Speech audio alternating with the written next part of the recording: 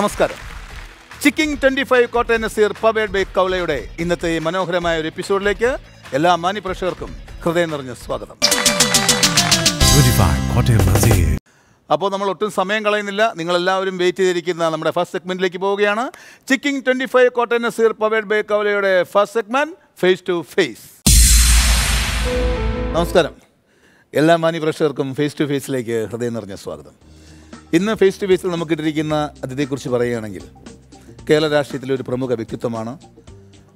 രാഷ്ട്രീയ കുടുംബത്തിൽ നിന്നാണ് അദ്ദേഹം രാഷ്ട്രീയത്തിലേക്ക് വന്നത്. കൂടുതൽ വിശേഷണങ്ങളുടെ ആവശ്യമില്ല. നമ്മുടെ ബഹുമാനപ്പെട്ട ലീഡർ അദ്ദേഹത്തിൻ്റെ മകനാണ്.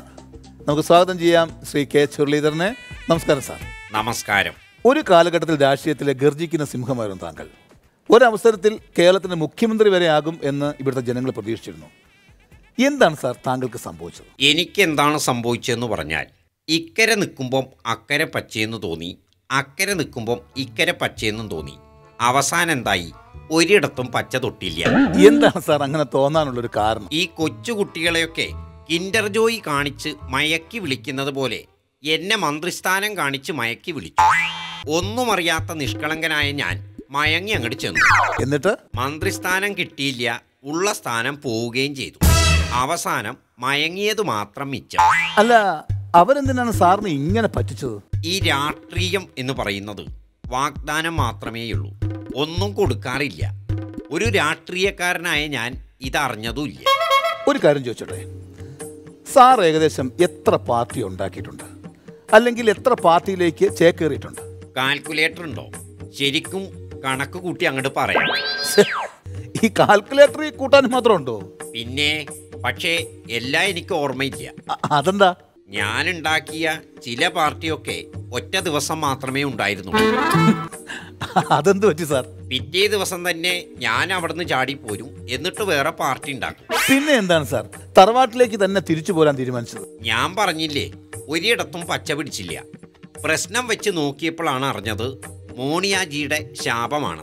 അല്ല, ഒരുപാട് അണികൾ താങ്കളുടെ കൂടെ ഉണ്ടായിരുന്നല്ലോ സാർ. ആദ്യമൊക്കെ ഉണ്ടായിരുന്നു. പിന്നെ ഞാൻ പുതിയ പാർട്ടി ഉണ്ടാക്കി ഇങ്ങോട്ട് പോന്നപ്പോൾ അണികളും കുറഞ്ഞു വന്നു. അവസാനം ആണി മാത്രമായി. ആണി? അല്ല, ഈ ആണി എന്ന് ഉദ്ദേശിച്ചത് ആരെയാണെന്ന് എനിക്ക് മനസ്സിലായില്ല. ഞാൻ തന്നെയാണ് ആണി. എനിക്കാണെങ്കിൽ പണി പാളി. അങ്ങനെയാ പ്രശ്നം വെച്ച് നോക്കിയത്. സാർ, ശരിക്കും എന്തുകൊണ്ടാണ് അണികൾ ഇങ്ങനെ കുറയാനുള്ളൊരു കാരണം? അണികൾക്ക് എന്നിലുള്ള വിശ്വാസം നഷ്ടപ്പെട്ടെന്നാ അവര് പറഞ്ഞത്. ശരിക്കും അതാണോ കാരണം? ഒരിക്കലുമല്ല. പിന്നെ? എൻ്റെ കൂടെ നടന്നാൽ പട്ടിണി കിടന്ന് ചാകേണ്ടി വരുമെന്ന് അവർക്ക് മനസ്സിലായി. അതാണ് കാര്യം. സാർ, ഒരു കാര്യം ചോദിച്ചോട്ടെ, നിങ്ങളുടെ പാർട്ടിയിൽ ഇപ്പം ശരിക്കും എത്ര ഗ്രൂപ്പുണ്ട്? ഇംഗ്ലീഷ് അക്ഷരമാലയിലെ ഒരൊറ്റ അക്ഷരം പോലും ഇനി ബാക്കിയില്ല. സാറ് ഒരു പ്രാവശ്യം വൈദ്യുതി മന്ത്രിയായിട്ട് ഇരുന്നിട്ടില്ലേ? ശരിക്കും ഇരുന്നു എന്ന് പറയാൻ പറ്റില്ല. ദേ, ഇങ്ങനെ ഒരറ്റം കൊള്ളിച്ചിരുന്നു. അതെന്ത് പറ്റി സാർ? ഈ ഭാഗത്ത് വല്ല പരുവോ മറ്റോ ഉണ്ടായിരുന്നു? ഏയ്, അതുകൊണ്ടൊന്നുമല്ല. ഈ KPC പ്രസിഡന്റ് ആയിരുന്നപ്പോഴാണ് എനിക്കൊരാഗ്രഹം, മന്ത്രിയായിട്ട് കൊടിവെച്ച കാറിൽ പോകണമെന്ന്. അങ്ങനെ പിന്നെ വൈദ്യുതി മന്ത്രിയായി. പക്ഷെ 6 മാസത്തിനുള്ളിൽ ഇലക്ഷന് നിന്ന് ജയിക്കണം. നിന്നു. വിദ്യുത് ശക്തി മന്ത്രിയായ എനിക്ക് ജനം തന്ന ഏറ്റവും വലിയൊരു ഷോക്കായിരുന്നു അത്. എന്നിട്ട് 8 നിലയിൽ പൊട്ടി.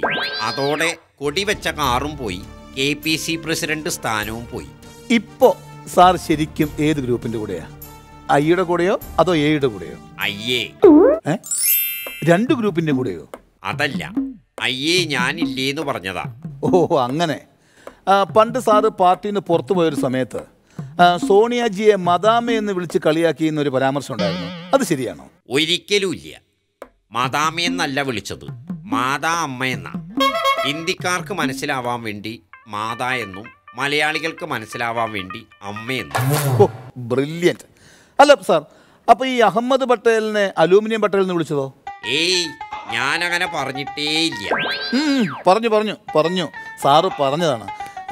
എന്നാണ് വേണമെങ്കിൽ ഞാൻ ഡേറ്റ് കറക്റ്റായിട്ട് പറഞ്ഞു തരാം. അതെ, ആ ക്യാമറ ഒന്ന് ഓഫ് ചെയ്തേ. അതെന്തിനാണ് സാർ? ഒന്ന് ഓഫ് ചെയ്ത് പറയൂ സാർ. അതെ, താൻ എന്നെ അതിഥിയായിട്ട് വിളിച്ചു വരുത്തിയത് എൻ്റെ ജീവിതം നശിപ്പിക്കാനാണോ? ഒന്ന് പച്ച പിടിച്ചു വരുക, അത് വെറുതെ തല്ലിക്കെടുത്തരുത്. ഇപ്പം താങ്കൾ MLA ആണ്. അടുത്ത പ്രാവശ്യം മത്സരിച്ച് MLA ആയാൽ ഒരു മന്ത്രിസ്ഥാനം ചോദിക്കുമോ? ചോദിച്ചിട്ട് തന്നില്ലെങ്കിലോ? തന്നില്ലെങ്കിൽ വേണ്ടാന്ന് വെക്കണം. അതാ എന്റെയും പേടി. എന്ത്? അവരെന്നെ വേണ്ടാന്ന് വയ്ക്കോ? അതിന് സാറ് തന്നെ പേടിക്കുന്നത്? സാറ് സ്വതന്ത്രനായിട്ട് നിൽക്കണം. ഈ പാർട്ടിയിൽ നിന്നിട്ട് തന്നെ ഒന്ന് ജയിക്കാൻ പെടുന്ന പാട് എനിക്കും ദൈവത്തിനും മാത്രം അറിയാം. അപ്പോഴാ തൻ്റെ ഒരു സ്വതന്ത്രൻ. നമ്മുടെ കേരള രാഷ്ട്രീയത്തിലെ ഒരു വിവാദ നായകനാണല്ലോ ശ്രീ PC ലാർജ്. അദ്ദേഹത്തെക്കുറിച്ച് താങ്കളുടെ അഭിപ്രായം എന്താണ്? രണ്ട് മുട്ടനാടുകളെ തമ്മിലടിപ്പിച്ച കുറുക്കൻ്റെ അവസ്ഥയായ എന്നുവെച്ചാൽ എനിക്ക് മനസ്സിലായില്ല. തൊമ്മൻചാണ്ടി സാറിനെയും മാണി സാറിനെയും തമ്മിലടിപ്പിച്ചതാ. പക്ഷേ ജോർജിന്റെ തല അതിനിടയിലായിപ്പോയി. ഈ നമ്മുടെ ലാർജുമായിട്ട് സാർ എങ്ങനെ? നല്ല സ്നേഹത്തിലാ, കണ്ടാ മിണ്ടാറില്ല. അതും തോറ്റി. ഇനി അതിന്റെ പേരിൽ എന്നെ പുറത്താക്കണ്ടെന്ന് കരുതിയിട്ടാ, വേറൊന്നുമല്ല. നമ്മുടെ ഈ PC ലാർജിനെ പോലെ തന്നെ പാർട്ടിക്ക് ഇന്നും തലവേദനയായിരുന്നു പിള്ള സാറ്. പിള്ള സാറ് നിങ്ങൾ പാർട്ടിയിൽ നിന്ന് പുറത്താക്കി. LDF പറയുന്നത് പുറത്തു നിന്നും അവരെ സഹകരിപ്പിക്കാമെന്നാണ്. എന്താണ് അതിനെക്കുറിച്ച് പറയാനുള്ളത്? അതെ, അതെങ്ങനെയാണ് സാർ ഈ പാർട്ടിക്ക് പുറത്ത് നിർത്തി സഹകരിപ്പിക്കുന്നത്?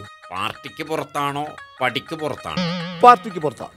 എന്നാ പിന്നെ AKG സെന്ററിന്റെ ഗേറ്റിന് പുറത്ത് നിർത്തിയായിരിക്കും സഹകരിപ്പിക്കുന്നത്. അവർക്ക് വല്ല ചായയോ പരിപ്പുവടയോ ഒക്കെ മേടിച്ചു കൊടുക്കാനായി. ആരും കൂടെ ഇല്ലെങ്കിൽ അദ്ദേഹം ഒറ്റയ്ക്ക് നിന്ന് മത്സരിക്കുമെന്നാണ് പറയുന്നത്. അതിനങ്ങേരിപ്പോഴും ഒറ്റയ്ക്ക് തന്നെയാ, ഒറ്റ മനുഷ്യൻ പോലും കൂടെ ഇല്ല. അതുപോലെ തന്നെ നമ്മുടെ ഈ വെള്ളാരപ്പള്ളി നടേശന് എന്താ പറയുന്നത്? അതെ, അങ്ങേരെന്താ പറയണത്? എനിക്കിതുവരെ ഒന്നും മനസ്സിലായിട്ടില്ല. അയ്യോ, അതല്ല ഞാൻ ഉദ്ദേശിച്ചത്. അദ്ദേഹം ശരിക്കും ഇപ്പോ ആരുടെ കൂടെയാണ്? അത് സത്യത്തിൽ അങ്ങേർക്ക് പോലും അറിയില്ല. ഒരു ദിവസം UDFന്റെ കൂടെ കാണും, പിറ്റേ ദിവസം UDFനെ കുറ്റം പറയും. LDFന്റെ കൂടെ കാണും, പിറ്റേ ദിവസം അവരെ കുറ്റം പറയും. NSSന്റെ കൂടെയും കാണും, പിറ്റേ ദിവസം അവരെയും കുറ്റം പറയും. ദേ ഇപ്പം താമരയുടെ കൂടെയാ. ഇനി എപ്പോഴാ അവരെ കുറ്റം പറയുന്നതെന്ന് എനിക്കറിഞ്ഞൂടാ. നിങ്ങളുടെ മുഖ്യമന്ത്രി തൊമ്മൻചാണ്ടി സാറിനെ കുറിച്ച് സാറിന്റെ വ്യക്തിപരമായിട്ടുള്ള അഭിപ്രായം എന്താണ്? സത്യസന്ധൻ, സഹായി, ആദർശധീരൻ, ചാണക്യൻ, സൽസ്വഭാവി എന്നു വേണ്ട എല്ലാ ഗുണങ്ങളും തികഞ്ഞ ഒരാൾ. അദ്ദേഹം ഒരു 100 കൊല്ലം മുഖ്യമന്ത്രി ആയിരിക്കണം. അതാണ് എൻ്റെ ആഗ്രഹം. സാർ അദ്ദേഹത്തെ ശരിക്കും പുകഴ്ത്തുന്നുണ്ടല്ലോ, എന്താ കാര്യം? അതെ, ഞാൻ ഈ പരിപാടിയിൽ പങ്കെടുക്കുന്ന കാര്യം പുള്ളിക്കറിയാം. അങ്ങേര് ഈ പരിപാടി ടെലികാസ്റ്റ് ചെയ്യണത് നോക്കിയിരിക്കും. ഞാൻ എന്തെങ്കിലും കുറ്റം അങ്ങേരെ പറ്റി പറയുന്നുണ്ടോയെന്നറിയാൻ. കഷ്ടകാലത്തിന് എൻ്റെ വായിൽ നിന്ന് എന്തെങ്കിലും ഒരു മണ്ടത്തരം വന്നാൽ തീർന്നില്ലേ? അത് ശരിയാ. സാർ ഇന്നുവരെ ജീവിതത്തിൽ മണ്ടത്തരം പറഞ്ഞിട്ടില്ലല്ലോ, കാണിക്കല്ലേ ഉള്ളൂ. അതെന്താ താൻ അങ്ങനെ പറഞ്ഞത്? എൻ്റെ സാറേ, സാർ ഇപ്പം പറഞ്ഞത് ടെലികാസ്റ്റ് ചെയ്യുമ്പോൾ അദ്ദേഹം കാണില്ലേ? അപ്പോൾ സാർ അദ്ദേഹത്തെക്കുറിച്ച് പറയുന്നതൊക്കെ അദ്ദേഹം കേൾക്കുകയും ചെയ്യില്ലേ? ദൈവമേ, ഇനി ഒരു 3-4 കൊല്ലം പഴയതുപോലെ തെക്ക് വടക്ക് നടക്കേണ്ടി വരുമോ? ഇപ്പൊ താങ്കൾ ഇവിടെ സജീവമായിട്ടുണ്ട്. എൻ്റെ ചോദ്യം ഇതാണ്, ഇനിയും താങ്കൾ ഒരു പുതിയ പാർട്ടി ഉണ്ടാക്കി ഈ പാർട്ടി വിട്ടു പോവുമോ? ഒരിക്കലും ഇല്ല. ഇക്കരെ നിൽക്കുമ്പോൾ അക്കരെ പച്ച പരിപാടി ഞാൻ നിർത്തി. നമ്മുടെ ബഹുമാനപ്പെട്ട പ്രതിപക്ഷ നേതാവ് അച്ചുമാമൻ നിങ്ങളെക്കുറിച്ചും നിങ്ങളുടെ പാർട്ടിയെക്കുറിച്ചും മുഖ്യമന്ത്രിയെക്കുറിച്ചും ഒക്കെ എപ്പോഴും കുറ്റം പറഞ്ഞു നടക്കുകയാണല്ലോ. എന്ത് ചെയ്താലും കുറ്റം പറയുന്നുണ്ട്. അതിനെക്കുറിച്ച് എന്താണ് പറയാനുള്ളത്? അതെ, അങ്ങേര് ഞങ്ങളുടെ മുഖ്യനെയും ഞങ്ങളെയും പറ്റി കുറ്റം പറയുന്നു. അങ്ങേരുടെ പാർട്ടിക്കാർ അങ്ങേരെ പറ്റി കുറ്റം പറയുന്നു. ഓക്കെ, അടുത്ത പ്രാവശ്യം LDF ഭരണത്തിൽ വരുമെന്ന് താങ്കൾ വിശ്വസിക്കുന്നുണ്ട്? അടുത്ത പ്രാവശ്യം LDF ഉണ്ടാകുമോ എന്ന കാര്യം തന്നെ സംശയം. അതിൻ്റെ ഒരു തെളിവാണ് ശബരീശന്റെ വിജയം. എക്സ്ക്യൂസ് മീ, ഒരു മിനിറ്റ്. അതെയോ? എപ്പോ? ഉറപ്പാണോ? ശരി ശരി ശരി, എങ്കിലും ഞാൻ അങ്ങോട്ട് വരാം. ഇല്ല വൈകില്ല, ഉടനെ എത്താം. എന്താ സാർ? ഒന്നും വിചാരിക്കരുത്, എനിക്ക് ഉടനെ പോണം. പാർട്ടിയുടെ വല്ല അടിയന്തര യോഗവും ഇല്ല. പിന്നെ മുഖ്യമന്ത്രി വല്ലതും വിളിച്ചാണോ? ഇല്ല. പിന്നെ എന്താണ് സാർ ഇത്ര അത്യാവശ്യം? ഇന്റർവ്യൂ കഴിഞ്ഞിട്ടില്ല. പുതിയ ഒരു പാർട്ടി ഉണ്ടാക്കാൻ പോകുന്ന ചില ആളുകൾ, അവരാ വിളിച്ചത്. അല്ല, അതിന് സാറിന് എന്തിനാ വിളിച്ചത്? അങ്ങോട്ട് ചെന്നാൽ എനിക്ക് മന്ത്രിസ്ഥാനം തരാന്ന് പറഞ്ഞിട്ടുണ്ട്. എന്നിട്ട് സാറ് പോകുന്നുണ്ടോ? പിന്നല്ലാതെ, മന്ത്രിസ്ഥാനം തരാന്ന് പറഞ്ഞാ ഞാൻ ഇനിയും ഏത് പാർട്ടിയിലേക്കും പോകും. അല്ല, അപ്പോ സാറ് നേരത്തെ പറഞ്ഞില്ലേ ഇക്കരെ നിൽക്കുമ്പോ അക്കരെ പച്ച പരിപാടി നിർത്തിയെന്ന്? അതെ, ആ പറഞ്ഞത് സത്യം തന്നെയാ. ഇനി അക്കരെ മാത്രമേ നിൽക്കണുള്ളൂ, അവിടെയാണ് പച്ച. വെറുതെ അല്ല സാറ് പച്ച തൊടാത്തത്. എന്തായാലും ഇന്നത്തെ ഈ ഫേസ് ടു ഫേസിൽ വന്നതിന് ഒരുപാട് സന്തോഷം. അടുത്ത ഇലക്ഷനിൽ താങ്കൾ ജയിച്ച് ഒരു മന്ത്രിയായി കാണട്ടെ എന്ന് ഞങ്ങൾ പ്രാർത്ഥിക്കുന്നു. നന്ദി, നമസ്കാരം. നമസ്കാരം.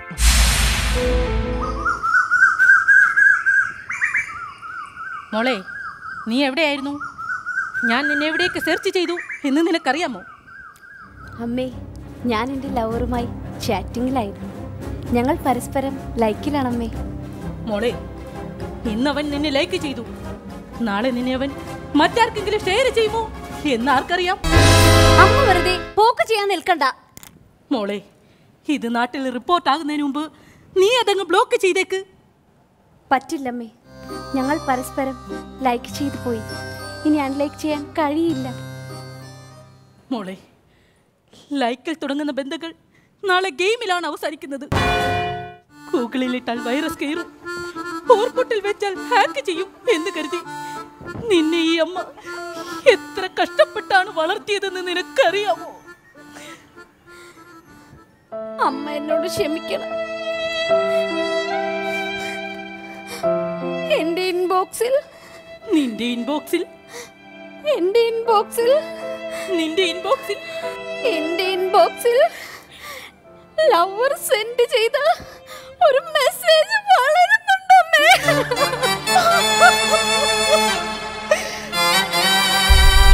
മോളെ, അത് കംപ്ലീറ്റ്ലി ഡൗൺലോഡ് ആകുന്നതിന് മുമ്പ് നമുക്കതങ്ങ് ഡിലീറ്റ് ചെയ്തേക്കാം. അങ്ങനെ സംഭവിച്ചാൽ ഞാൻ ഈ ഉത്തരത്തിൽ ടാഗ് ചെയ്ത് deactivate ആവും. ഈശ്വരാ, നീ എന്തിനെനിക്ക് ഈ സെറ്റിംഗ്സ് തന്നു?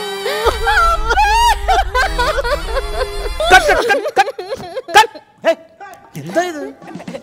അല്ലിക്ക, ഞങ്ങള് നാടകം കളിക്കുകയായിരുന്നു. എന്ത് നാടകം? ന്യൂ ജനറേഷൻ നാടകം. ന്യൂ ജനറേഷൻ അല്ലേ, അപ്പൊ ഒരു ന്യൂ ജനറേഷൻ നാടകം. ഞാൻ കേട്ടു, എന്തായാലും കൊള്ളാം. ന്യൂ ജനറേഷന് പറ്റിയ നാടകം. മൊബൈലിന്റെ കാര്യങ്ങളൊക്കെ കൂടി കണക്ട് ചെയ്തൊരു സംഭവം അല്ലേ? കൊള്ളാം. നിങ്ങളൊരു കാര്യം ചെയ്യും, നാടകം ഇവിടെ നിന്ന് തന്നെ കളിക്കണമെന്ന് നിർബന്ധമുണ്ടോ? ഇല്ലല്ലോ. ഇല്ല. അവിടെ അപ്പുറത്തോട്ട് മാറി നിന്ന് കളിച്ചോ കേട്ടോ. അത് കൊള്ളാം. കിണറ്റിന്റെ പക്കം നല്ല നാടകം പ്രാക്ടീസ് ചെയ്യാൻ. ആ കിണറ്റിലേക്ക് അങ്ങ് വീണിരുന്നെങ്കിൽ നാടകം മുഴുവനായിട്ട് കാണേണ്ടി വരില്ല. ഓരോ കാര്യങ്ങൾ. അപ്പം നമുക്ക് നമ്മുടെ കാര്യത്തിലേക്ക് പോകാം. നമുക്ക് ഇന്നൊരു ഗസ്റ്റ് ഉണ്ട്. കുറച്ച് എപ്പിസോഡുകൾക്ക് മുമ്പ് ഞാൻ ഒരു കലാകാരനെ പരിചയപ്പെടുത്തിയിരുന്നു, ഒരു പ്രവാസിയായിട്ടുള്ള കലാകാരനെ. ദുബൈയിൽ നിന്നാണ് വന്നത്. ഗംഭീരമായിട്ട് ഇവിടെ വന്ന് മിമിക്രി അവതരിപ്പിച്ചിരുന്നു. അതേപോലെ ദുബൈയിൽ നിന്ന് മറ്റൊരു കലാകാരൻ ഇന്നിവിടെ എത്തിയിട്ടുണ്ട്. അദ്ദേഹത്തിൻ്റെ മിമിക്രി പെർഫോമൻസ് നമുക്ക് കാണാം. സ്വാഗതം ചെയ്യാം, ഷബീർ പൊന്നാനി.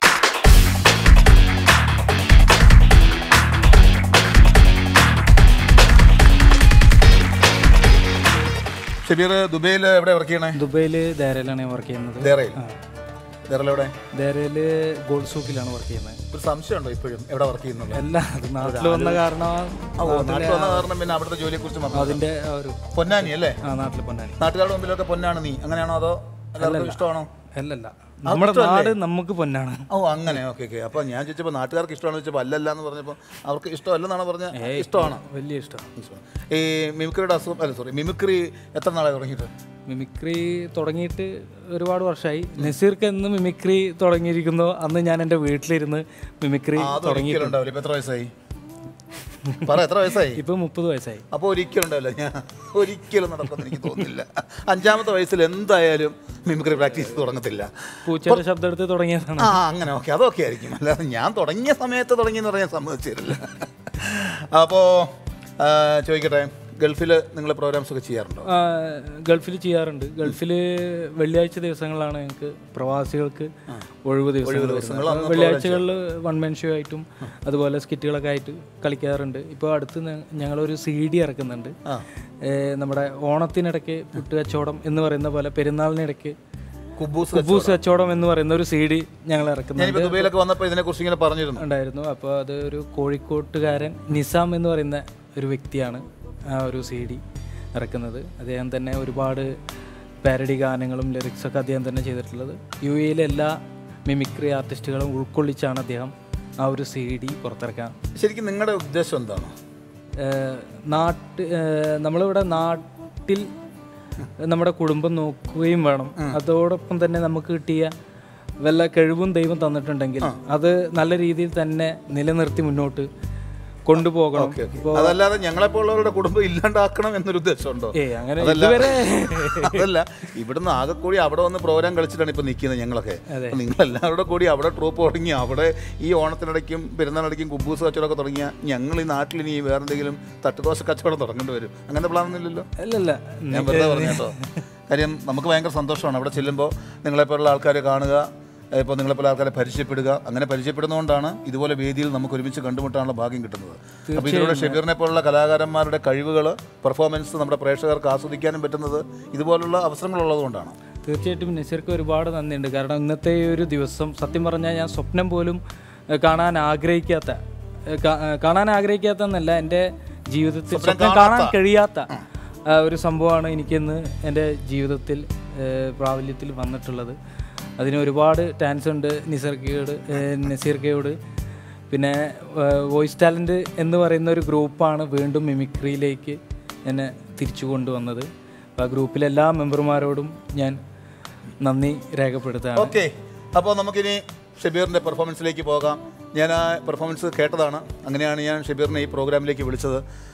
സാധാരണ ഇവിടെ വന്ന് ചെയ്യുന്നവരൊക്കെ എന്താ പറയുക, കുറച്ചുപേരുടെ കുറേ വെറൈറ്റികളൊക്കെ ഉണ്ടാവും. എന്തെങ്കിലും ഒരു വെറൈറ്റിയുമായിട്ടായിരിക്കും മിക്ക കലാകാരന്മാരും വരുന്നത്. ഷബീറിൻ്റെയിലും അങ്ങനെ 1-2 പൊടിക്കൈകളുണ്ട്, പിടിച്ചു നിൽക്കാനുള്ള ഗംഭീരമായ കുറച്ച് പൊടിക്കൈകളുണ്ട്. നമുക്കത് കാണാം. എനിക്കതിൽ ഏറ്റവും ഇഷ്ടപ്പെട്ടത് ഒന്ന് നമ്മുടെ ജോൺ ബിട്ടാസ് സാറും പിന്നെ വിനീത് ശ്രീനിവാസനും തമ്മിലുള്ള ഒരു ടോക്ക്. ഈ വിനീത് ശ്രീനിവാസൻ്റെ ശബ്ദം അങ്ങനെ ആരും അനുകരിച്ച് ഞാൻ കേട്ടിട്ടില്ല. അദ്ദേഹം പാടുന്ന ശബ്ദം പലരും അനുകരിക്കാറുണ്ടെങ്കിലും അദ്ദേഹത്തിൻ്റെ ഒരു ഇൻ്റർവ്യൂവിലൊക്കെ ഇരിക്കുന്ന ഒരു സംഭാഷണം അനുകരിച്ച് കണ്ടിട്ടില്ല. നമുക്കതൊന്ന് കേൾക്കാതെ. എല്ലാ പ്രേക്ഷകർക്കും കൈരളിയുടെ JP ജംഗ്ഷനിലേക്ക് ഊഷ്മളമായ സ്വാഗതം. ഇന്ന് നമുക്കൊരു അതിഥിയുണ്ട്. അദ്ദേഹം നല്ലൊരു ഗായകനാണ്, നായകനാണ്. നമുക്ക് അദ്ദേഹത്തെ ഈ വേദിയിലേക്ക് ക്ഷണിക്കാം. ശ്രീ വിനീത് ശ്രീനിവാസൻ. കടന്നു വരൂ വിനീത്. നമസ്കാരം. വിനീതിൻ്റെ കൂടെ ഞാൻ എപ്പോഴും വിനീതിനെ കാണുമ്പോൾ ചോദിക്കണം എന്ന് ഇന്ന് ഞാനത് ആ ഒരു ചോദ്യം ചോദിക്കാതെ ഞാൻ വിടില്ല. മറ്റൊന്നുമല്ല, വിനീത് ശ്രീനിവാസൻ. ഈ ശ്രീനിവാസൻ എന്ന് പറയുന്ന ഈ ഒരു പേര് ഇതൊരു അഹങ്കാരമാണോ അല്ലെങ്കിൽ ഒരു അധികപ്പറ്റാണോ? എപ്പോഴെങ്കിലും വിനീതിന് അത്തരത്തിൽ തോന്നിയിട്ടുണ്ടോ? ഒരിക്കലുമില്ല. കാരണം അച്ഛൻ്റെ പേര് എൻ്റെ പേരിൻ്റെ കൂടെ വരുന്നത് സത്യം പറഞ്ഞാൽ എനിക്കതൊരു റെസ്പോൺസിബിലിറ്റിയാണ്, കൂടുതൽ ഉത്തരവാദിത്തങ്ങളാണ്. അപ്പോൾ അച്ഛൻ്റെ പേര് എൻ്റെ പേരിൻ്റെ കൂടെയുള്ളത് സത്യം പറഞ്ഞാൽ അതൊരു മഹാഭാഗ്യമായിട്ടാണ് ഞാൻ കരുതുന്നത്. കാരണം എനിക്കൊക്കെ പേരിടുന്ന സമയത്ത് എനിക്കൊന്നും ഓർമ്മയില്ല, എനിക്കറിയില്ലല്ലോ എനിക്ക് ഈ പേരിട്ടോളോ എന്നെനിക്ക് ഒരിക്കലും പറയാൻ പറ്റില്ല. അപ്പോൾ സത്യം പറഞ്ഞിട്ട് എൻ്റെ അച്ഛനോട് ഞാൻ ഒരിക്കൽ കൂടി ഈ ഒരു പ്രോഗ്രാമിലൂടെ നന്ദി പറയുകയാണ്. പിന്നെ മറ്റൊരു കാര്യമെന്ന് പറഞ്ഞാൽ എന്നെ മലയാള സിനിമയിൽ പാടാൻ ആദ്യമായിട്ട് എനിക്ക് അവസരം തരുന്നത് പ്രിയനാങ്കിളാണ്. പ്രിയനാങ്കിളുടെ കിളിച്ചുണ്ട മാമ്പഴം എന്ന് പറയുന്ന സിനിമയിലാണ് ഞാൻ ആദ്യമായിട്ട് പാടുന്നത്. പ്രിയനാങ്കിളിനോടും ഞാൻ ഈ ഒരു വേദിയിൽ നന്ദി രേഖപ്പെടുത്തുകയാണ്. നന്നായിരുന്നു, താങ്ക് യു. ഞാൻ പറഞ്ഞില്ലേ, കാര്യം അധികം പേര് അനുകരിച്ച് കേൾക്കാത്ത ശബ്ദമാണ്. അതായത് വിനീത് അങ്ങനെ സംസാരിക്കുന്നത് വളരെ എന്താ പറയുക, ഒരു ഒതുങ്ങി വളരെ സൈലൻ്റ് ആയിട്ടാണ്. അദ്ദേഹത്തിൻ്റെ പ്രകൃതം അങ്ങനെ തന്നെയാണ്, സംസാരം അങ്ങനെ തന്നെയാണ്. അപ്പോൾ വിനീത് ശ്രീനിവാസൻ ഇൻട്രൊഡ്യൂസ് ചെയ്ത ഒരു നായകനാണ് ഇന്ന് മലയാള സിനിമയിൽ ഏറ്റവും തിരക്കുള്ള പോപ്പുലറായിട്ട് നിൽക്കുന്നൊരു നായകൻ, നമ്മുടെ നിവിൻ പോളി. നിവിൻ പോളിയുടെ 2 രീതിയിലുള്ള ശബ്ദങ്ങൾ, 2 രീതികൾ എന്ന് പറഞ്ഞാൽ അദ്ദേഹത്തിൻ്റെ ഒരു എന്താ നമ്മുടെ തട്ടത്തിന് മറയത്ത എന്ന് പറയുന്ന സിനിമയിൽ ഒരു ഫേമസ് ആയിട്ട് ഡയലോഗുണ്ട്. നമുക്കതൊന്ന് കേൾക്കാം അല്ലേ? പയ്യന്നൂർ കോളേജിൻ്റെ വരാന്തയിൽ ഞാൻ ആയിഷയുടെ കൂടെ നടന്നു. വടക്കൻ കേരളത്തിൽ മാത്രം കണ്ടുവരുന്ന ഒരു പ്രത്യേകതരം പാതിരക്കാറ്റുണ്ട്. അതവിടെ തട്ടത്തിലും മുടിയിലൊക്കെ ഇങ്ങനെ തട്ടിത്തടഞ്ഞു പോകുന്നുണ്ടായിരുന്നു. ഇരുളിൽ നിന്നും വെളിച്ചത്തിലേക്ക് വന്നപ്പോൾ പെണ്ണിൻ്റെ മൊഞ്ചൊന്നിങ്ങനെ കൂടി വന്നു. അവളാ തട്ടമിട്ട് കഴിഞ്ഞ എൻ്റെ സാറേ പിന്നെ ചുറ്റുള്ളൊന്നും കാണാൻ പറ്റില്ല. അതേപോലെ തന്നെ നിവിൻ പോളിയുടെ ഇപ്പോഴത്തെ പ്രേമം എന്ന് പറയുന്ന സിനിമയിൽ ഈ ഫോൺ ചെയ്യുന്ന ഉണ്ടല്ലേ, മേരിയെ ഇഷ്ടമാണെന്ന് പറഞ്ഞിട്ട് ഫസ്റ്റ് സ്കൂളിലൊക്കെ പഠിക്കുന്ന സമയത്തുള്ള ഒരു ഫോൺ കോളിംഗ് ആണ് രാത്രി. അതൊന്നും ഞാൻ ചെയ്യും, വിളിക്കുന്നത്, കൂട്ടുകാരനെ വിളിക്കുന്ന സമയം. ആ സമയത്ത് ഒരു പ്രത്യേക ടോണാണ്. കാര്യം ഈ ഇപ്പോൾ അനുകരിച്ച ശബ്ദമൊന്നും ബേസ് കുറഞ്ഞിട്ട് കുറച്ച് നാച്ചുറൽ ആയിട്ടുള്ള ഒരു വോയിസ്. അപ്പോൾ അത് ഞാൻ ചെയ്യാം.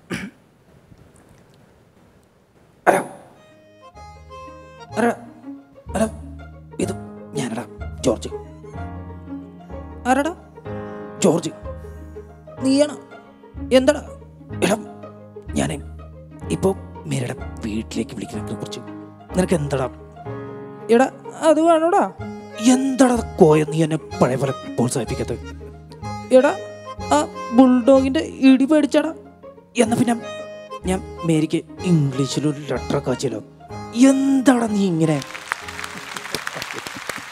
എന്തായാലും ഗംഭീരമായി. ഇപ്പോൾ ഈ പറഞ്ഞ പോലെ എന്താ പറയുക, നമ്മുടെ നിവിൻ പോളി അനുകരിച്ചപ്പോഴാണ് പ്രേമം എന്ന് പറയുന്ന സിനിമയിൽ വളരെ ശക്തമായ കഥാപാത്രം. ഇപ്പോൾ മിമിക്രി കലാകാരന്മാർ ഏറ്റവും കൂടുതൽ അനുകരിക്കുകയും പറയുകയും ചെയ്യുന്ന ഒരു ഡയലോഗും ശബ്ദമാണ്. അതെ, വിനയ് ഫോർട്ട് എന്ന് പറയുന്ന വിമൽ കുമാർ എന്ന് പറയുന്ന കഥാപാത്രത്തെയാണ് അദ്ദേഹം പ്രേമം എന്ന സിനിമയിൽ അവതരിപ്പിച്ചത്. അപ്പോൾ അതൊന്ന് ഞാൻ ചെയ്യാം. ഒരുപാട് ആളുകൾ മുൻപ് ചെയ്തിട്ടുണ്ടെങ്കിലും ഞാനൊന്ന് ചെയ്യാം. ജാവ സിമ്പിളാണ്, പവർഫുൾ, ഭയങ്കര പവർഫുള്ളാണ്. അഞ്ജലിക്ക് മനസ്സിലായോ? മനസ്സിലായില്ലെങ്കിൽ ചോദിക്കണം. നിങ്ങളുടെ ടെസ്റ്റിൽ 25-ാമത്തെ പേജിൽ ജനലിലൂടെ പുറത്തേക്ക് നോക്കി നിൽക്കുന്ന പൂച്ച, തൊട്ടടുത്ത് ഇറച്ചി കഷ്ണം കടിക്കുന്ന പട്ടി. ഇത് നിങ്ങൾക്ക് മനസ്സിലായോ? മനസ്സിലായില്ലല്ലേ? എനിക്കും അത് വ്യക്തമായിട്ടൊന്നും മനസ്സിലായിട്ടില്ല. പിന്നെ നമുക്ക് അടുത്ത ടോപ്പിക്കിലേക്ക് പോകാം. ജോർജ് എന്നെ ഒന്ന് സഹായിക്കണം. എൻ്റെ ഉമ്മ എനിക്ക് കല്യാണം ആലോചിക്കുന്നുണ്ട്. എനിക്ക് മലർ മിസ്സിനെ ഒരുപാട് ഇഷ്ടമാണ്. മിസ്സിനോട് ഇക്കാര്യം ജോർജും കോയും ഇടയ്ക്കിടയ്ക്ക് വിമൽ സാറിന് നല്ലൊരു മനസ്സുണ്ടെന്നും വിമൽ സാറ് നന്നായിട്ട് പാടും, ആടും, ഡാൻസ് വേണ്ട, പാട്ട് പറയാം.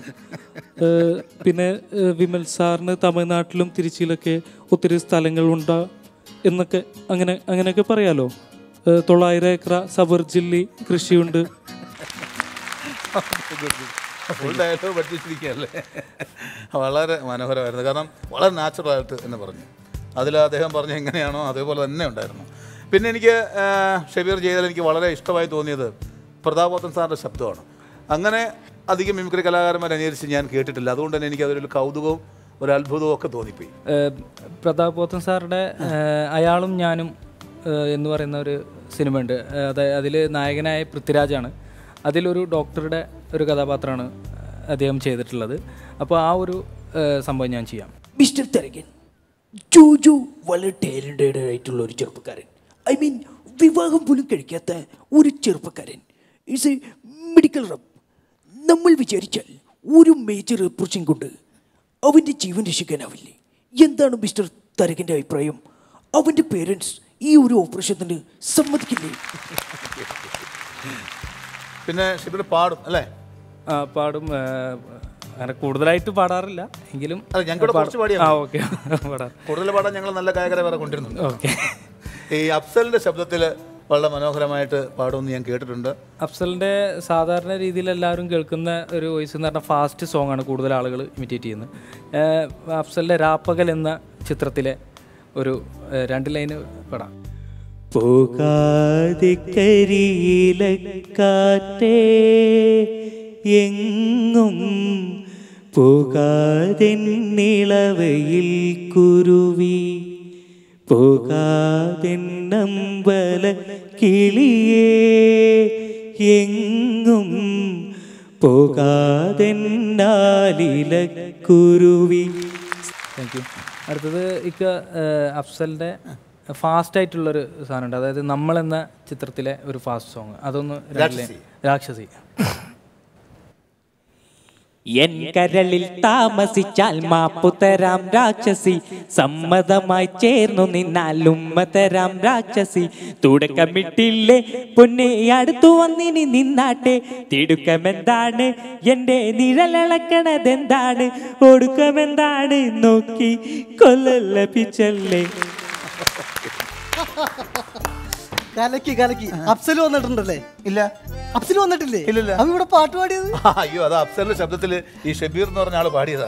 ഷബീറെ കലക്കി. ഞാൻ വിചാരിച്ച അഫ്സൽ വന്നിട്ട് പാടിയായിരുന്നു. അതേപോലെ പെർഫെക്റ്റ് ആയിട്ട് പാടിയിരുന്നില്ല. പിന്നെ കല്യാണം കഴിച്ചാണ്? എവിടെ നിന്ന് കഴിച്ചു? പൊന്നാനിന്ന്. എന്ത് പണിയാണ് ഈ പൊന്നാനി എന്നൊക്കെ കല്യാണം കഴിക്കേണ്ട വല്ല കാര്യമുണ്ടാ? ഇവിടെ ഞാനില്ലേ? അതിന് പുള്ളിക്ക് നിങ്ങളെ കല്യാണം കഴിക്കാൻ പറ്റുമോ? എന്നെ കല്യാണം കഴിക്കാനല്ല, ഞാൻ അറേഞ്ച് ചെയ്ത് കൊടുക്കുമായിരുന്നല്ലോ. എനിക്ക് മനസ്സിലായില്ല. അയ്യോ, എന്നെ മനസ്സിലായില്ലേ? ഇല്ല. എന്നെ മനസ്സിലായില്ല. ഇല്ല. എന്ന് ഞാൻ തന്നെ എന്നെ അങ്ങോട്ട് പരിചയപ്പെടുത്താം. ഞാനാണ് ബന്ധങ്ങളില്ലാത്തവർക്ക് ബന്ധങ്ങൾ ഉണ്ടാക്കി അവരെ ബന്ധുക്കാരാക്കി വിടും. മനസ്സിലായില്ല? എന്നിട്ടും മനസ്സിലായില്ല? ഞാനാണ് ഈ നാട്ടിലെ അറിയപ്പെടുന്ന ബ്രോക്കർ മണി. ബ്രോക്കർ മണി. ബ്രോക്കർ മണി അത് നിങ്ങളാണോ? ഞാനാണ്. ഞാൻ കേട്ടിട്ടുണ്ട്. കേട്ടിട്ടുണ്ടാവും. ഇവിടുത്തെ ഏറ്റവും തിരക്ക് പിടിച്ച ബ്രോക്കറാണെന്ന് കേട്ടിട്ടുണ്ട്. എന്തോരം നടത്തി കൂട്ടിയാക്കുന്നത്. ഇപ്പൊ എങ്ങോട്ട് പോണു? ഇപ്പോഴേ ഞാനൊരു പെണ്ണ് കാണൽ ചടങ്ങുണ്ട്, അതിനുവേണ്ടി പോയാണ്. 10 മണിക്ക് അവിടെ ചെല്ലാന്ന് പറഞ്ഞാണ്. പക്ഷെ ഇപ്പൊ 1 മണിക്കൂർ വൈകി. എന്ത് പറ്റിയെന്നാ? നമ്മുടെ നാട്ടിൽ നടക്കുന്ന സംഭവങ്ങളൊക്കെ അറിയാം. ഞാൻ കറക്റ്റ് 8 മണിയായപ്പോ വീട്ടിൽ നിന്ന് ഇറങ്ങി. ഒരു 10 അടി നടന്നുള്ളൂ. നമ്മുടെ പഞ്ചായത്ത് കിണറിന്റെ അവിടെ ചെന്നപ്പോ നിറച്ച ആൾക്കൂട്ടം. എന്ത് സംഭവം? അപ്പുറത്ത് വീട്ടിൽ ചേട്ടൻ കിണറ്റിൽ വീണ് കിടക്കണം.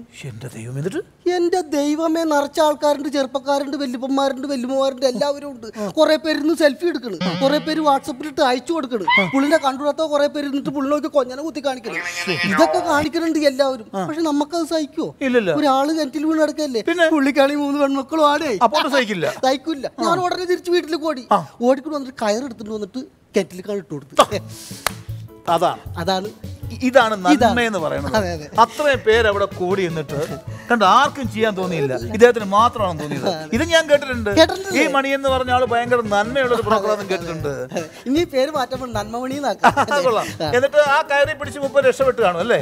കയറി പിടിച്ച് രക്ഷപ്പെട്ട് കാണും. പുറത്ത് വന്നില്ലേ? ഇല്ല. വന്നില്ലേ? ഇല്ലില്ല. പിന്നെ കയറിട്ട് കൊടുത്തെന്ന് പറഞ്ഞ്?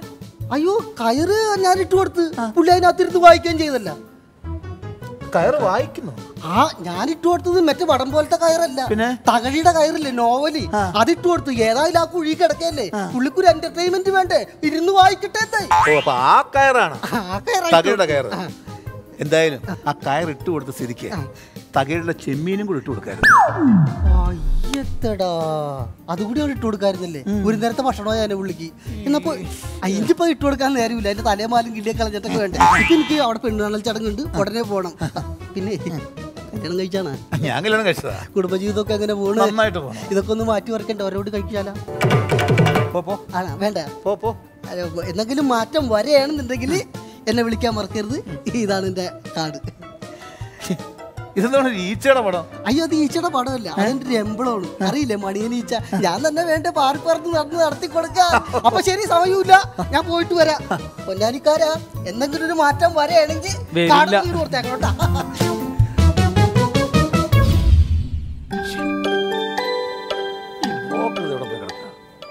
കൃത്യനിഷ്ഠയില്ലാത്തവൻ ആ പെണ്ണിന്റെ വീട്ടുകാരോട് എന്നാ പറയും? ഒന്നുമില്ലെങ്കിലും ഞാൻ എത്ര മിസ് കോൾ അടിച്ചതാ, അവനൊന്ന് തിരിച്ചു വിളിച്ചുകൂടായിരുന്നു.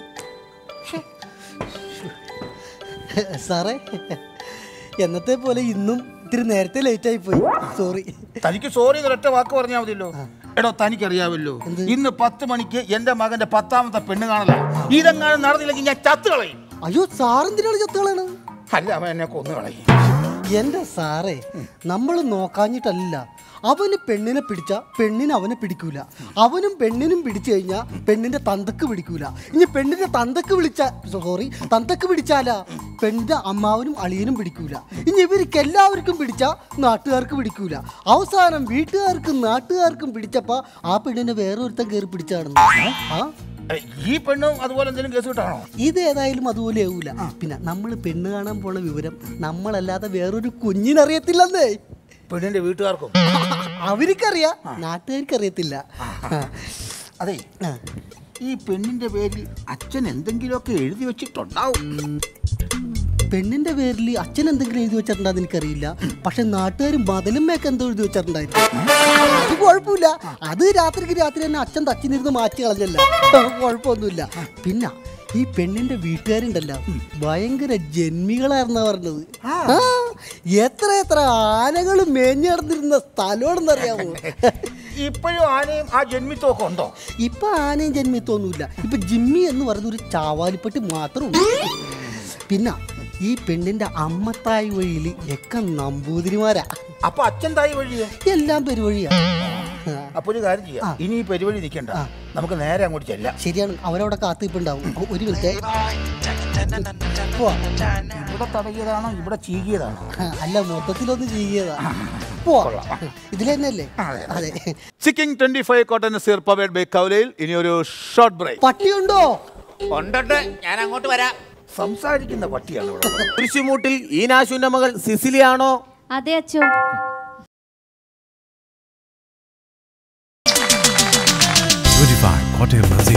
Welcome back to Chicking 25 Kottayam Nazir powered by കൗല. ഇങ്ങോട്ട് കേറി പോരി. നാണം കണ്ടാ തോന്നുന്നു സാറിനാണ് പെണ്ണ് കാണുന്നതെന്ന്. മകനല്ലേ? പിന്നെ ഇതാണ് പെണ്ണിന്റെ വീട്. പിന്നെ ഉള്ളത് പറയണമല്ല, ഈ പരിസരത്ത് ഇത്രയും നല്ലൊരു വീട് കണി കാണാൻ കിട്ടൂല. അതെന്താ? അല്ല, ഇത് കാണണമെങ്കിൽ ഇവിടെ തന്നെ വരണ്ടേ? വല്ലയിടത്തും പോയി നോക്കിയിട്ട് കാര്യമില്ല. അതെ, വിളിക്ക സാറേ. അകത്ത് ആരെങ്കിലും വിളിക്കാൻ പട്ടി ഉണ്ടോന്ന് അറിയാനാ. ഇതിന്റെ അടുക്ക് അതിനെയും പേടിക്കണ്ട. അതല്ലെന്ന്, പട്ടി ഉണ്ടെങ്കിൽ വെറുതെ അതിന്റെ കടി കൊള്ളേണ്ട കാര്യമില്ലല്ലോ. ഓ, അത് ശരിയാണ്. എനിക്ക് അത്ര അങ്ങോട്ട് പോയില്ല. പട്ടിയുണ്ടോ? ഉണ്ടോട്ട്, ഞാൻ അങ്ങോട്ട് വരാം. സംസാരിക്കുന്ന പട്ടിയാണ് ഇവിടെ. കാലം പോണ പോക്കെ. സ്റ്റാൻഡേർഡ് ആവും, സ്റ്റാൻഡേർഡ് ആവും. നമസ്കാരം. നമസ്കാരം. നമസ്കാരം.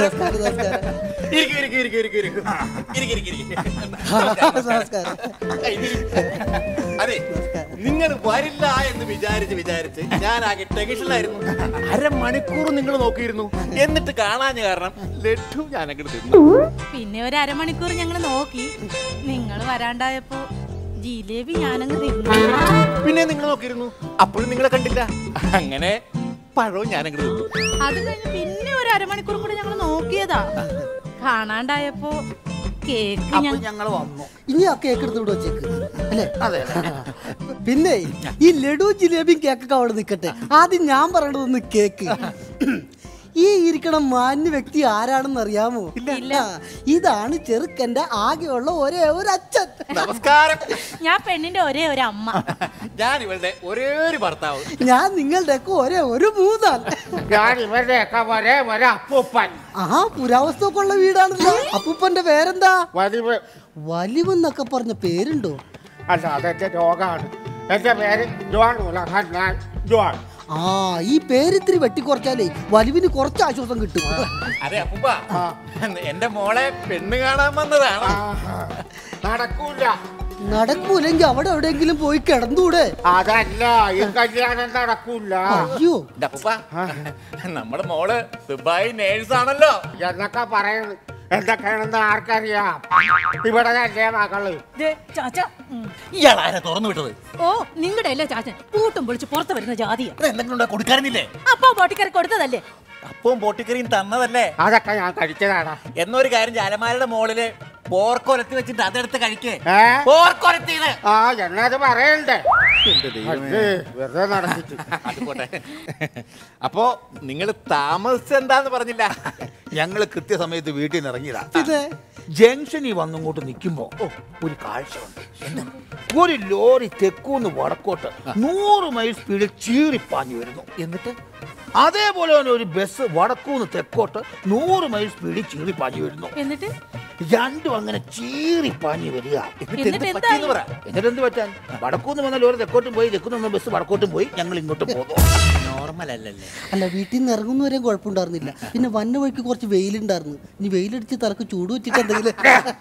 അപ്പൊ കാര്യങ്ങൾ കിടക്കാം. എനിക്കാണായിട്ടും പെണ്ണായിട്ടും ഒറ്റ മോള. ഏതെങ്കിലും ഒന്ന് ഉറപ്പിയേ. എന്ത്? അല്ല, ആണാണോ പെണ്ണാണോ? അയ്യോ, അത് ഞങ്ങളൊരു അലങ്കാരത്തിന് പറഞ്ഞതാ. പെണ്ണാ. എങ്കിൽ ഒരലങ്കാരത്തിന് ഞാനും പറയാം. എനിക്ക് ഒരേ ഒരു മകനാ. Same fit. വിഷമിക്കണ്ട. പിന്നെ ഈ കാണുന്നതെല്ലാം എന്റെ മോൾക്കുള്ളതാ. അതിനിവിടെ ഒന്നും കാണാനില്ലല്ലോ. അതുകൊണ്ടല്ലേ അങ്ങനെ പറഞ്ഞത്. അല്ല, അപ്പൊ ഈ വീടും പറമ്പൊക്കെ മോടെ പേരിലായിരിക്കും? ഇല്ല, ബാങ്കിന്റെ പേരില്ല. അത് വെച്ചൊരു ലോൺ എടുത്തിട്ടുണ്ട്. പിന്നെ ഇല്ലേ കാണുന്ന ആ 2 ഏക്കർ പുരയിടം കണ്ടോ? അത് മോളുടെ ആയിരിക്കും അല്ലേ? അയ്യോ, അല്ല, ഇതില്ലേ വീട്ടിലെ ശങ്കരൻ ചേട്ടന്റെയാ. വിഷമിക്കണ്ട. ദാ കാണുന്ന 1.5 ഏക്കർ തെങ്ങും പറമ്പില്ലേ, അത് ചേട്ടന്റെ ആയിരിക്കും അല്ലേ? ചേട്ടന്റെ അല്ല, അതാ ഗൾഫിൽ പോയ ജോസഫിന്റെ. അല്ല, അതല്ല, ഈ കരക്കാർക്ക് ഓരോന്നും ഉണ്ടെന്ന് പറയുന്നല്ലാതെ നിങ്ങളുടെ മോൾക്ക് എന്തുണ്ടെന്ന് പറ. അത് കാര്യാക്കണ്ട. എനിക്കുള്ളതെല്ലാം എന്റെ മോക്കുള്ളതാ. അപ്പൊ പ്രതീക്ഷക്ക് വകയുണ്ട്. എന്തൊക്കെയാ ഉള്ളത്? പ്രഷറും കൊളസ്ട്രോളും മൂലക്കുരു എല്ലാം എന്റെ ഇച്ചായനുണ്ട്. അപ്പൊ അച്ഛന്റെ കാലശേഷം അതൊക്കെ മോക്കും കിട്ടും. പറയുമ്പോ എല്ലാം പറയണല്ലോ. ചില കാര്യത്തിൽ ഞാൻ ഭയങ്കര സ്ട്രിക്റ്റാണ്. സ്ത്രീധനമായിട്ട് 50 ലക്ഷം രൂപയും 50 പവനും കിട്ടിയേ പറ്റും. പ്രോത്സാഹന സമ്മാനമായിട്ട് ഒരു കാറും. അതല്പം കൂടുതലാണേ. ഈ നിത്യോപയോഗ സാധനങ്ങൾക്ക് ഇത്രമാത്രം വിലക്കയറ്റമുള്ളപ്പോ എന്തെങ്കിലും ഒന്ന് അഡ്ജസ്റ്റ് ചെയ്യൂടെ? അല്ല ഈ പെണ്ണും നിത്യോപയോഗ സാധനം തമ്മിൽ എന്താ ബന്ധം? അല്ല, കല്യാണം കഴിഞ്ഞു കഴിഞ്ഞാൽ അതും ഒരു നിത്യോപയോഗ സാധനമാണല്ലോ. ആ വഴിക്ക് ഞാൻ ചിന്തിച്ചില്ല. എന്തായാലും പെണ്ണിനെ വിളിക്കാം. അയ്യോ ക്ഷമിക്കണം, ചെറിയൊരു കാര്യം പറയാനുണ്ട്. അവൾ ദുബായിൽ നേഴ്സാണല്ലോ, ഇങ്ങോട്ട് വരാൻ ലീവ് കിട്ടിയില്ല. മനസ്സമ്മതത്തിന് ലീവ് കിട്ടി വരും. അപ്പോൾ ചെറുക്കൻ പെണ്ണിനെ എങ്ങനെ കാണും? അതോർത്ത് വിഷമിക്കണ്ട. അവളുടെ ഫോട്ടോ അതേ മൊബൈലിൽ അയച്ചു തരുന്നുണ്ട്. എങ്ങനെയുണ്ടെന്ന് നോക്കി. ഫയർ. ഫയറല്ല, ഫെയർ. നല്ല ഫെയറാന്ന്. കൊള്ളാലോ. അതൊക്കെ പോട്ടെ, ചെക്കനെ കണ്ടില്ലല്ലോ.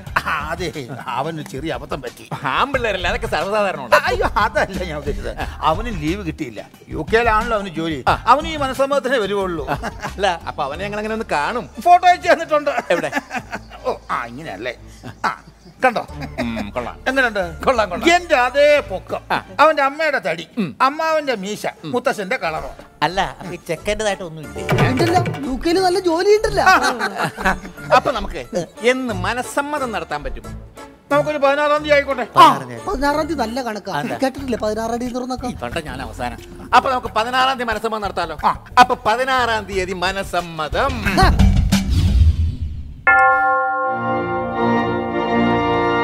മനസ്സ് ചോദ്യത്തിനായി ചെറുക്കന്റെ കൂട്ടരും പെണ്ണിന്റെ കൂട്ടരും എത്തിയിട്ടുണ്ടോ? ഉണ്ടോ? എങ്കിൽ മനസ്സ് ചോദ്യം ആരംഭിക്കാം.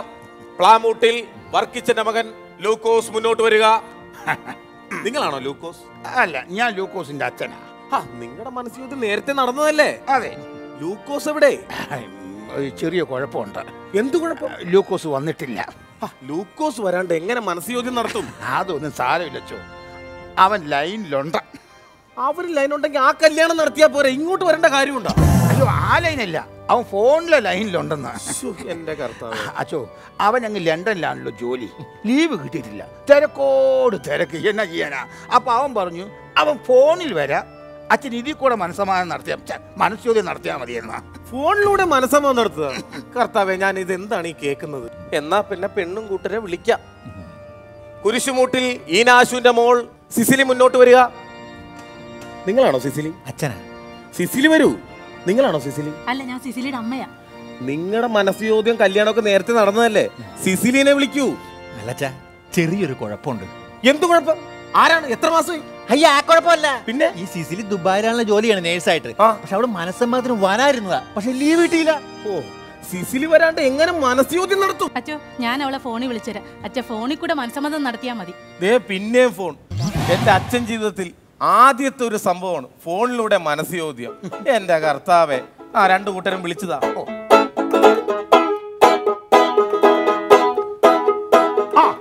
ഞാൻ കൊടുക്കാം. ആ മോളെ, ദേ അച്ഛനെ കൊടുക്കാം. മനസ്സ് ചോദ്യം ആരംഭിക്കാം. കുരിശുമൂട്ടിൽ ഈനാശുവിന്റെ മകൾ സിസിലിയാണോ? അതെ അച്ഛോ.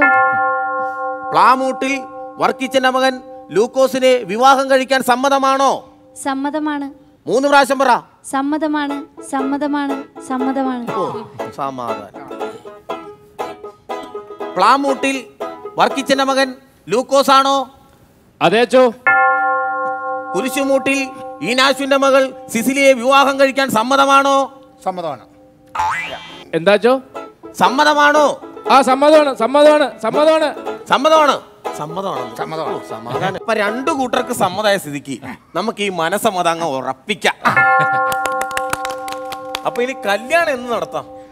ഒരു 25-ാം തീയതി നടത്താവുന്ന പ്ലാൻ. അവരുടെ ഇടവക വെച്ചായിക്കോട്ടെ. മതി മതി മതി. അല്ല, 25-ാം തീയതി ഞാനുണ്ടാവില്ല. അല്ല, അച്ഛൻ വേണമെന്നില്ല. അല്ല, അപ്പൊ കുർബാന നടത്തല്ലേ? കുർബാനയൊന്നും വേണമെന്നില്ല. അപ്പൊ പെണ്ണിന്റെ കൈ പിടിച്ചു കൊടുക്കണ്ടേ? അത് ഞങ്ങൾ കൊടുത്തോളാം. അപ്പൊ എന്റെ ആവശ്യമില്ലേ? വേണമെന്നില്ല. അല്ല, എന്റെ വേണമെങ്കിൽ ഞാൻ 25-ാം തീയതി ഫംഗ്ഷൻ മാറ്റി വെക്കാം. വേണ്ടെന്നേ. അല്ലെന്ന് അപ്പൊ ഞാൻ മാറ്റി വെക്കാൻ എന്റെ കാര്യം പറഞ്ഞില്ലേ, അച്ഛൻ വേണമെന്നില്ല. അങ്ങനെയാണെങ്കിൽ 25-ാം തീയതി തന്നെ കല്യാണം അങ്ങോട്ട് ഉറപ്പിക്കാം. സിസിലിയെ പിടിച്ച്, ഈ ലൂക്കോസിനെ പിടിച്ച്, എല്ലാവർക്കും സമാധാനമായില്ലേ? ശരി ശരി, എന്നാ അപ്പൊ 25-ാം തീയതി Chicking 25 Kottayam Nazir powered by കൗലയിൽ. ഇനി ഒരു ഷോർട്ട് ബ്രേക്ക്. സിസിലി അല്ലേ? ഒന്ന് മുക്കിത്തരണം. എന്റെ കർത്താവേ, അല്ല എനിക്ക് മനസ്സിലായല്ലോ, ഒന്ന് വ്യക്തമാക്കി താ. 25 Kotel Nazir. Welcome back to Chicking 25 Kottayam Nazir powered by കൗല.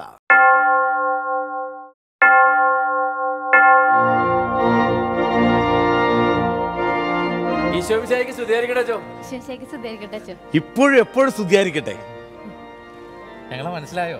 ഇല്ല, മനസ്സിലായില്ല. അച്ഛനാണ് പണ്ട് ഞങ്ങളുടെ മനസ്സമ്മതം നടത്തിയത്. അങ്ങനെ ചോദിച്ചാൽ ഞാൻ എങ്ങനെ നിങ്ങളെ മനസ്സിലാക്കാനാ? എത്രയോ മനസ്സമ്മതങ്ങളാണ് ഞാൻ ഓരോ ആഴ്ചകൾ നടത്തുന്നത്. ഞങ്ങൾ അങ്ങനെ മനസ്സിലാവേണ്ടിരിക്കില്ല ചോ. അതുപോലത്തെ ഒരു മനസ്സമ്മതമാണ് അച്ഛനൊന്ന് നടത്തിയത്. അല്ല, എനിക്ക് മനസ്സിലായില്ലോ, ഒന്ന് വ്യക്തമാക്കി താ. അച്ഛൻ പണ്ട് മൊബൈൽ വഴി ഒരു മനസ്സമ്മതം നടത്തിയില്ലേ? അതെ. ഒന്ന് ഓർത്ത് നോക്കിയേ. ഞങ്ങളെ രണ്ടുപേരും ഫോണിൽ വിളിച്ചിട്ട്. ഓ, അമ്പട കേമാ, ലൂക്കോസ് മോനെ, സിസിലി അല്ലേ?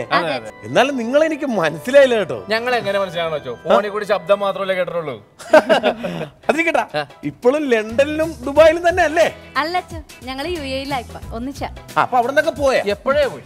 അതടിക്കട്ടെ, എന്താ ഇപ്പൊ വന്നതിന്റെ കാര്യം? അച്ഛൻ ഞങ്ങൾക്കൊരു കുഞ്ഞുണ്ടായി. കല്യാണം കഴിഞ്ഞ് കഴിഞ്ഞാൽ കുട്ടികൾ ഉണ്ടാകുമല്ലോ. അയ്യോ, അതല്ല ചോ. പിന്നെന്താ? ഞങ്ങളുടെ ആ കൊച്ചിന് അച്ഛനെ കൊണ്ട് വേണം മാമോദീസ മുക്കാനും ഞങ്ങൾക്ക് ഒരു ആഗ്രഹം. അതിനാണല്ലോ ഞാൻ ഇവിടെ ഇങ്ങനെ നിൽക്കുന്നത്. എന്തിന്? അല്ല, മാമോദീസ മുക്കി തരാനായിട്ട്. കുട്ടിനെ കൊണ്ടുവന്നിട്ടുണ്ടോ? അയ്യോ, അത് ചെറിയൊരു പ്രശ്നമുണ്ട് അച്ഛൻ, അതുകൊണ്ട് കൊണ്ടുവന്നില്ല. എന്ത് പ്രശ്നം? നമ്മുടെ കൊച്ചി ജനിച്ചതേ ലണ്ടനിലാണ്. അപ്പൊ അവൻ അവിടുത്തെ AC കാര്യങ്ങളൊക്കെ ആയിട്ട് ഇങ്ങനെ ഒരു സംഭവം കൊണ്ട് ഇവിടുത്തെ ക്ലൈമറ്റ് അവന് പിടിക്കത്തില്ല. അതുകൊണ്ട് കൊച്ചിനെ കൊണ്ടുവന്നിട്ടില്ല. പിന്നെ ഞാൻ എന്തെടുത്തിട്ട് മുക്കും? അതിനൊരു വഴിയുണ്ട് അച്ഛോ. എന്ത് വഴി? ഞങ്ങളുടെ മോന്റെ നല്ലൊരു ഫോട്ടോയും മൊബൈലിലുണ്ട്. അതെ. അതിന് അച്ഛോ, പണ്ട് ഞങ്ങളുടെ മനസ്സമ്മതം അച്ഛൻ ഫോണിൽ വിളിച്ച് നടത്തി തന്നില്ലേ? അതേപോലെ ഞങ്ങളുടെ ഈ കൊച്ചിന്റെ ഫോട്ടോ ഉള്ളതുപോലെ ഒന്ന് വെച്ച് അച്ഛന് മാമോദീസ ഒന്ന് മുക്കിത്തരണം.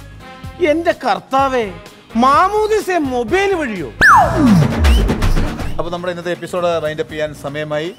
ഷബീറിൻ്റെ പെർഫോമൻസ് എൻ്റെ പ്രിയപ്പെട്ട പ്രേക്ഷകർക്ക് ഇഷ്ടപ്പെട്ട് കാണുമെന്ന് ഞാൻ വിശ്വസിക്കുന്നു. കുറച്ചേ ഉണ്ടായിരുന്നുള്ളെങ്കിലും നല്ല വെറൈറ്റി ഉണ്ടായിരുന്നു, നന്നായിരുന്നു. ഓക്കെ, അപ്പോൾ ഗൾഫിലുള്ള എല്ലാ സുഹൃത്തുക്കളോടും എൻ്റെ അന്വേഷണം പറയുക. ഇതുപോലെ കഴിവുള്ള നിങ്ങളുടെ പ്രവാസിയായിട്ടുള്ള ഏതെങ്കിലും കലാകാരന്മാരുണ്ടെങ്കിൽ അവരെ നേരെ നമ്മുടെ ഷോയിലേക്ക് പറഞ്ഞു വിടുക. അവർക്ക് നമ്മൾ അവസരം കൊടുക്കുന്നതായിരിക്കും. എന്തായാലും നല്ല വിവരങ്ങളിലെത്തട്ടെ എന്ന് പ്രാർത്ഥിച്ചുകൊണ്ട് നമുക്ക് ഇന്നത്തെ ഷോ വൈൻഡപ്പ് ചെയ്യാം. Chicking 25 Kottayam Nazir powered by കവലയുടെ ഇന്നത്തെ എപ്പിസോഡ് ഇവിടെ അവസാനിക്കുന്നു. അടുത്ത ആഴ്ച പുതിയൊരു എപ്പിസോഡും പുതിയൊരു അതിഥിയുമായിട്ട് നമുക്ക് കാണാം. അതുവരെയും good night and sweet dreams.